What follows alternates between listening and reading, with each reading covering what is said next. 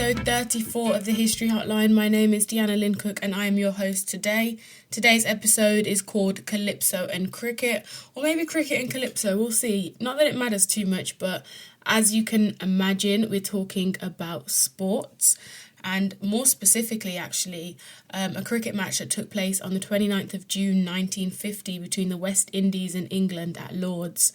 Now, if you can cast your minds back and put this in context, 1948, the Empire Windrush arrives at Tilbury Docks. 1950 is this cricket match between two different parts of the world, the West Indies being a kind of conglomeration of like all the Caribbean islands, the British Caribbean islands, I think. Versus England at a time where racial tensions were extremely high in Britain, in London specifically, where this match is taking place. You can imagine that sparks flew. Now, I'm not going to tell you who won the match. I think you'll have to stay tuned to find out. But we'll be going through four things this episode. Firstly, the context of the game, racial tensions, the situation in England, the game itself, and who won and how they won. And then Calypso music, which played such a huge role in this specific win for whichever country it was, and also in this particular moment. And also then the fourth point will be the aftermath and looking at what happened after the game and the kind of legacy and the importance of this match. It's not something that I think we think about too much when we think about history, especially history of race and migration, but sports is such, I think, a big moment. I think the Olympics are always a place where political lines are crossed, people's beliefs, their activism, they come to the forefront. You know, people like to say athletes should just be athletes and have no political opinions, no political leanings or any relation to any kind of big movements, but that we know that's not the case. And I think this cricket match was an example of that.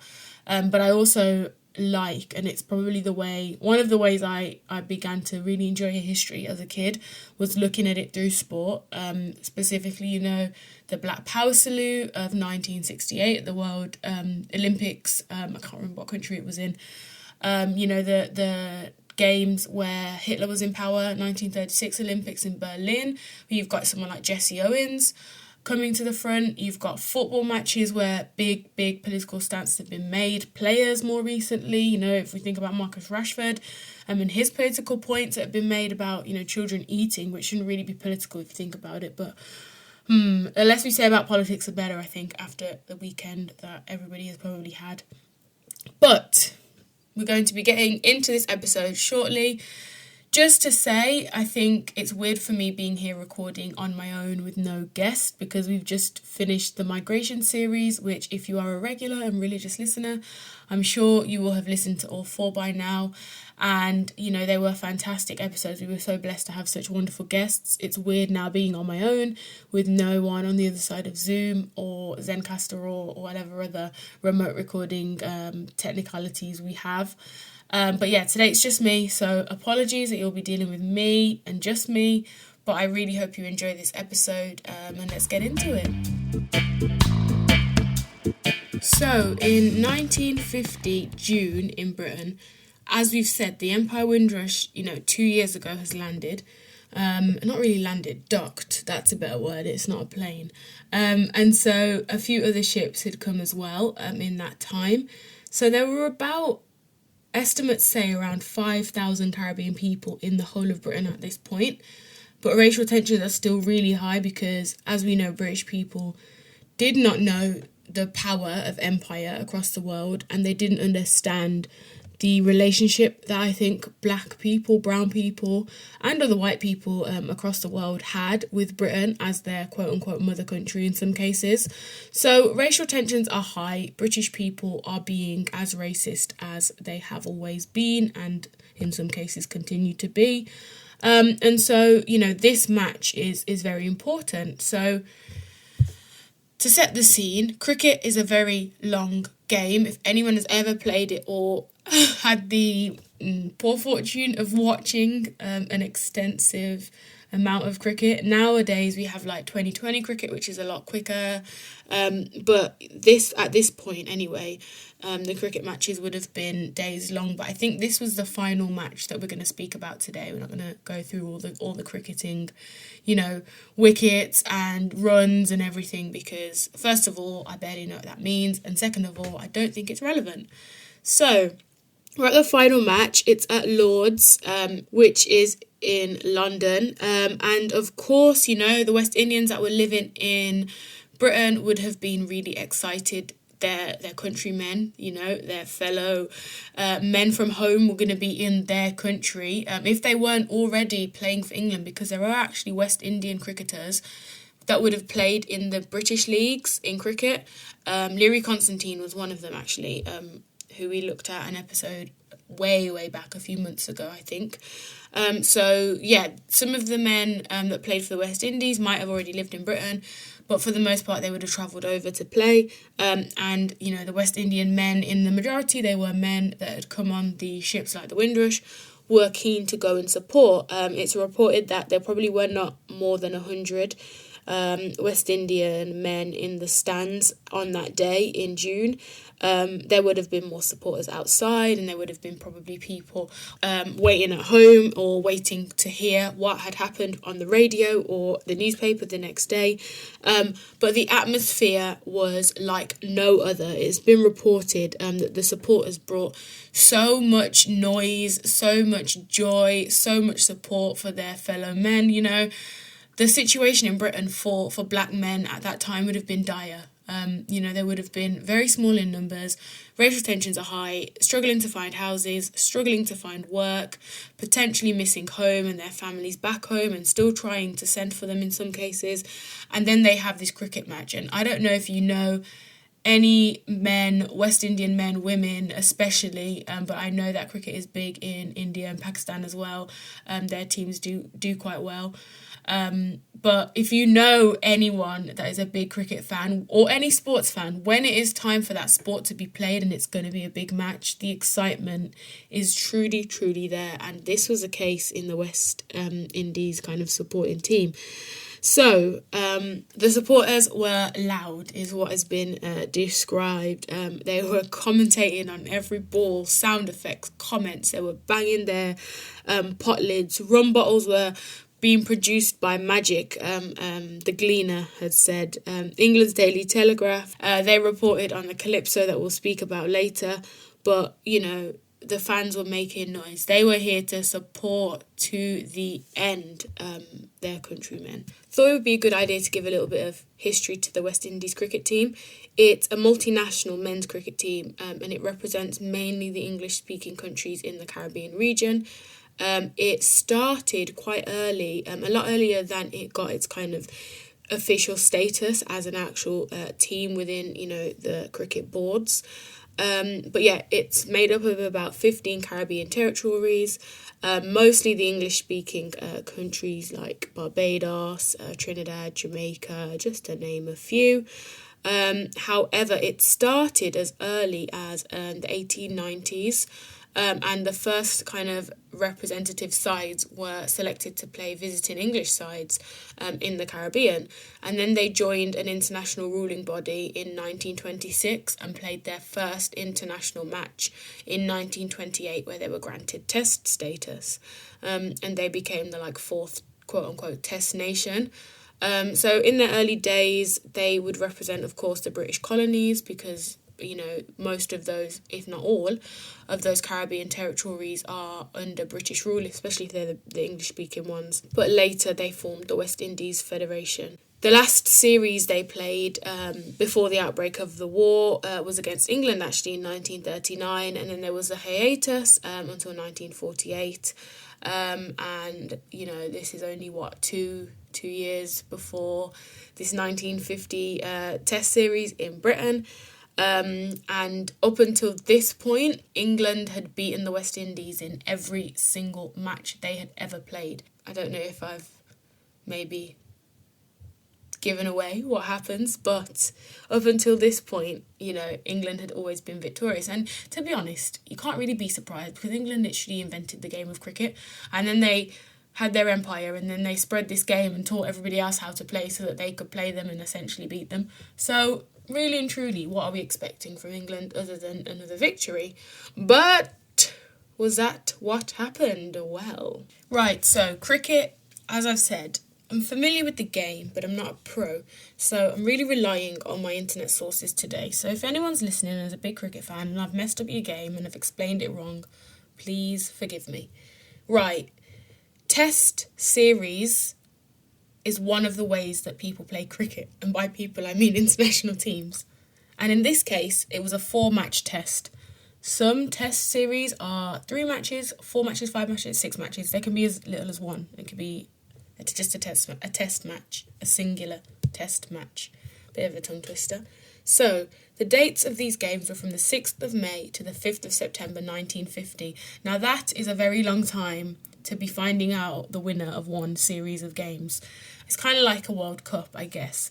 In my head, I'm thinking about, I don't know if anybody remembers the last World Cup. I think it was 2018, that summer. I think everything was just fantastic. The sun was shining. It was very warm. I graduated. It was a great summer. But can you imagine that atmosphere, but like 1950? And also, you know, you're one of only about 5,000 black people in the country and racial tensions are really high, you're struggling, but your team might bring it home.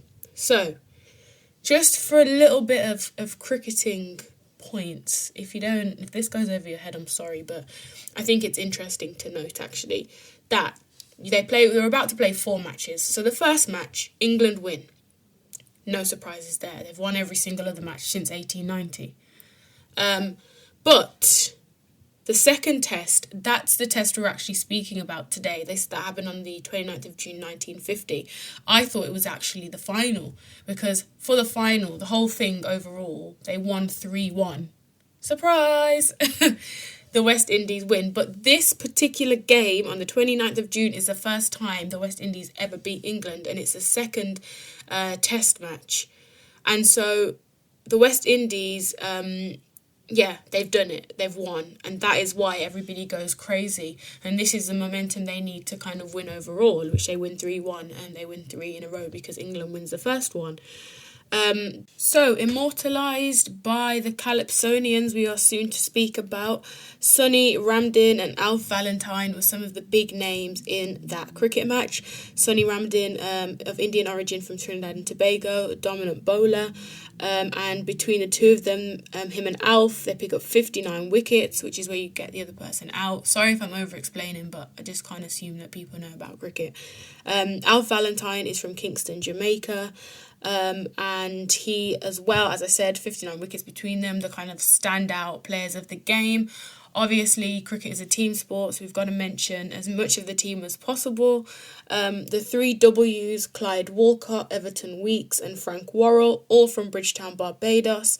Clyde Walcott went on to be the first non-white and first non-English chairman of the ICC, the International Cricket Council, and they were part of the batting lineup, should I say. Sonny Ramdin and Alf Valentine are more bowling on the side of bowlers, dominant bowlers at that. Everton Weekes coached the Canadian team in the World Cup later on in his life, becomes an international commentator and match referee. Frank Worrell, he is knighted, he becomes a senator in Jamaica, studies economics in England, and he's actually the first sportsman to have a memorial service at Westminster Abbey. That is kind of how their careers all went on.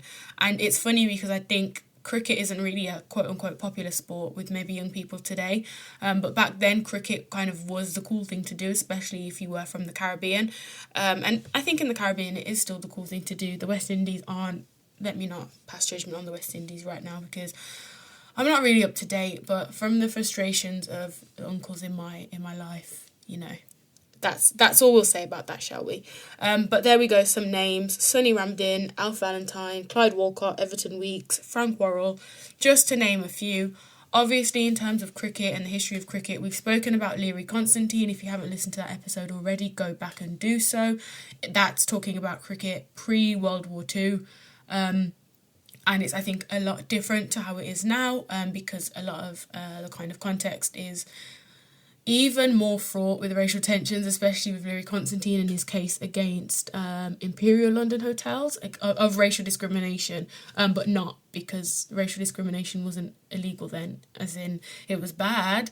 People probably thought you shouldn't do it, but there was no law against it because it wasn't prevalent enough. Whereas, fast forward, it's more of an issue when we think about 1950s Britain. So, there we go. We've set it up. We know that the West Indies win. We know that the West Indian supporters are out in full force. And I'll keep saying West Indian because I'm kind of speaking about majority men from the British-speaking, English-speaking Caribbean islands and territories like Guyana, which I didn't realise. I think I've said this before, but it's not an island. It's actually on the top of South America as part of the landmass of like Brazil, Argentina, all of those countries. So we're speaking about, that part of the world. And the game, as we've said, they win first time ever historically. And then the Calypso. The Calypso, I think, is the reason why we know this game so well. Why Sonny Ramdin, Al Valentine are names that I have, subconsciously taken in before because of these fantastic calypsonians straight from Trinidad that come to immortalize this through song. And I'm thinking about football a lot and comparing because I think that's kind of the dominant sport now in British society. But when you have a song, like a World Cup song, like I think Shakira had that World Cup song when the games were in, I can't remember, wherever they were. That song sticks in your head and that's the memory of that World Cup, whatever the song might be at the time. And so this song kind of immortalises and creates kind of like a public memory of this test match in 1950. So another thing I love about this story is the actual controversy of who wrote this big calypso. Now I would play the calypso, but I'm actually scared of copyright, and I always say I'm scared and then I play it anyway. But there was a point quite a few months ago where all of my podcasts vanished from Spotify and I panicked, and even on my dashboard where I can see the episodes I've posted and I can edit, they were all gone. Like the History Hotline it didn't exist. If anybody tried to listen, I think it was like a Monday evening, they were gone. I don't know if anybody noticed. Nobody said or messaged me, but I noticed because I was doing some work at the time on the podcast, and it really panicked me. And when I was Googling why this could happen, it was like, oh, copyright breaches. And I was like, you know what? Let's not take any more chances. So I will point you in the direction of that Calypso. The link will be in the show notes, and I'll also post it on social media so you can listen. But it won't be featured here today. And I think that's okay as well. It's quite a long Calypso. There aren't really the 3-minute rules that apply in normal kind of songs today. So this song is done by, I believe it's Lord Beginner. However, Lord Kitchener also takes credit. Lord Kitchener, for anybody that doesn't know, is the man that comes off the Empire Windrush and is singing "London is the place for me." He's that guy. So he's already a famous calypsonian. He's only been in England for about 2 years at this point, but he's built a career before that at home, and now he's continuing. Lord Beginner, similarly, big calypsonian, massive name, and you might be thinking, why are they called Lord this, Lord that? Lord Kitchener, for anybody that wants to go all the way back, is actually the guy in the posters in World War II that was like, we need you. I think he says we need you to kind of build up the reserves of men for the war and to recruit more soldiers during the war. That's Lord Kitchener. Now, the fact that this Trinidadian man is then claiming and calling himself Lord Kitchener, a big general, quote-unquote war hero, is very facetious in some ways. It's very, satirical, quite tongue-in-cheek of the Calypsonians, but that is what Calypso is. It's a very tongue-in-cheek genre. It's storytelling. It is putting a spin on things. It's quite satirising at times. And I think they give themselves these lordly titles when obviously, they're not lords, quote-unquote. They've not been granted that title by the Queen or whoever. But they are playing on this idea that, what is a lord even? Who are they to have a title above everybody else kind of thing? So if they can, we can. We're as great as them in different ways, so we'll have a title as well. And there are lots of kind of lords in Calypso. As a genre, it is very satirical and it is quite mocking. I think I was in a clubhouse room a few weeks back that was discussing Calypsonians and the ways in which they've named themselves and their Calypsos to kind of mock British colonialism and imperialism, and kind of how not foolish it is, because it's obviously a very real and in some cases very damaging thing, but to kind of mock the pomp and circumstance of it all, which I love, because I think Britain is full of pomp and circumstance and honours and labels and titles and awards, and we're all human beings really, so it's just all a bit ridiculous to me, but that's just the society that we live in. I can't lie, that was quite the tangent, so to get me back on task, I'm going to read an extract from Mike Phillips and Trevor Phillips' text called Windrush, The Irresistible Rise of Multiracial Britain. Another text I would definitely recommend. It's not one I've read cover to cover, but I've picked out relevant chapters depending on what I'm studying at the time, because it was written in 1998.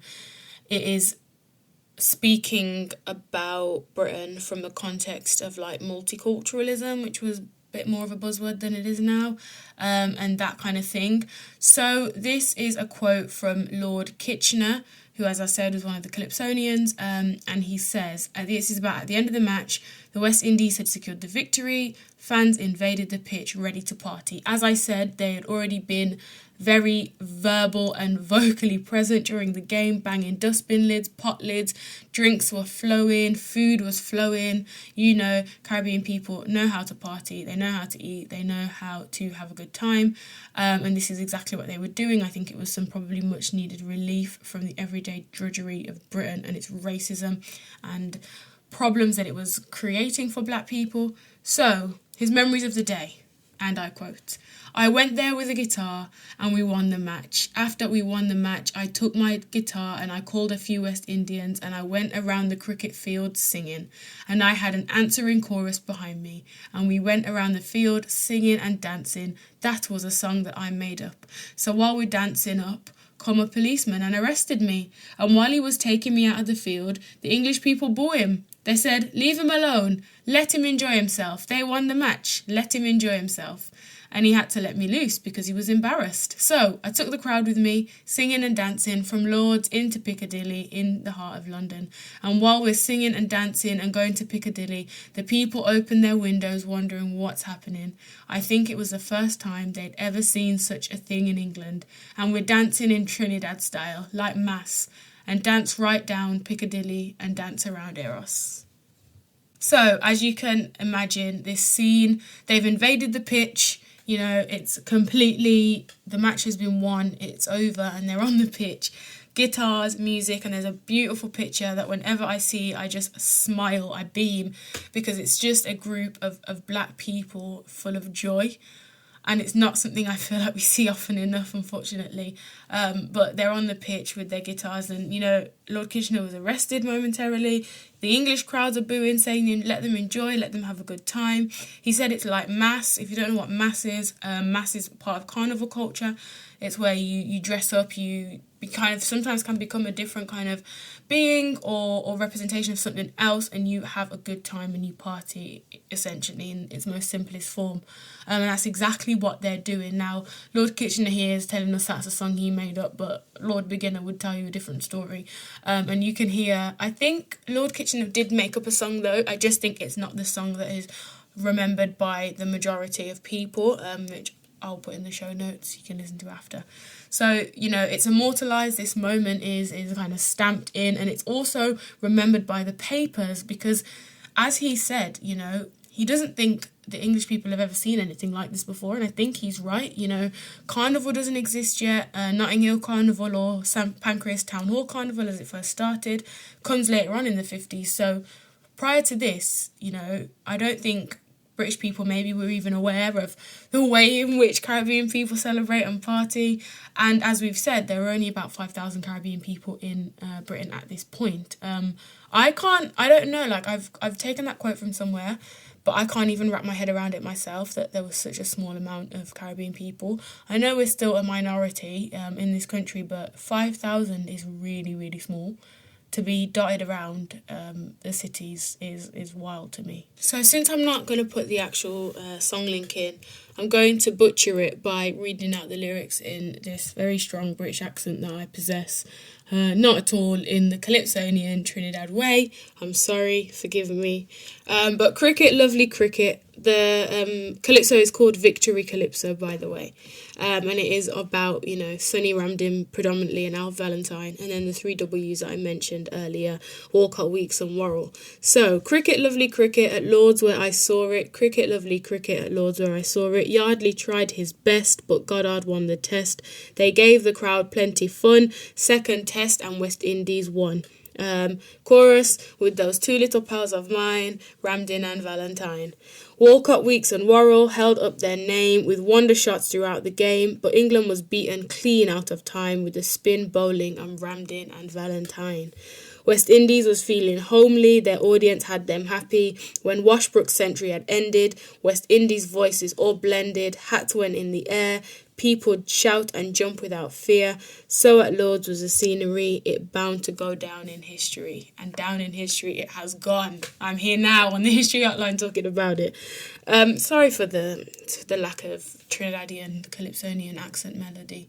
But please do listen to it. It will make your day. Honestly, Calypso is one of those genres that just puts a smile on my face immediately and makes me want to get up and dance regardless of what I'm doing. Probably a good job I'm not listening to it right now, otherwise this podcast wouldn't get recorded. Anyway, so as I've said, there was a dispute between who wrote this, Lord Kitchener or Lord Beginner, but the recording of it's done by Lord Beginner. Whether Lord Kitchener actually wrote it, I don't know. We won't ever know, will we? Time has passed. But as they said, or as Beginner recorded, it was bound to go down in history. And I think one of my favourite lines in there is people shout and jump without fear.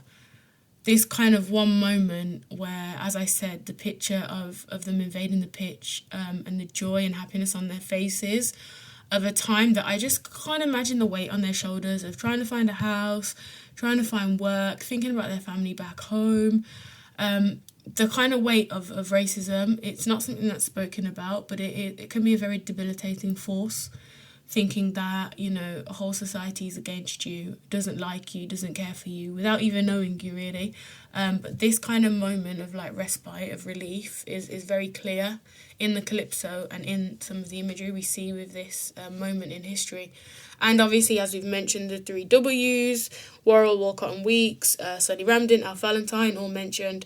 It is clear they were so happy. And as I said, another point of reference is the newspapers of that day that really did record what was happening and immortalised it, really. When you've got newspaper articles, it kind of gives you a kind of context to it all and also lets us know how important it was because it would have made the front pages.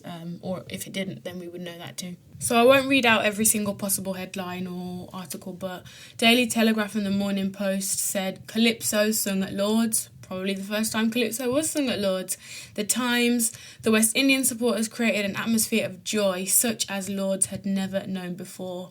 The Evening Standard really had to let the side down. And we quote their headline, the blackest day for English cricket. Now, I really don't know. Were they being racist? Or were they being ironic? The blackest day, quote unquote, because, black people had never won at Lords before. So yes, that was the kind of headline news. I really don't like what the Evening Standard did there about the blackest day for English cricket. First of all, black being a negative word always has grounded my gears.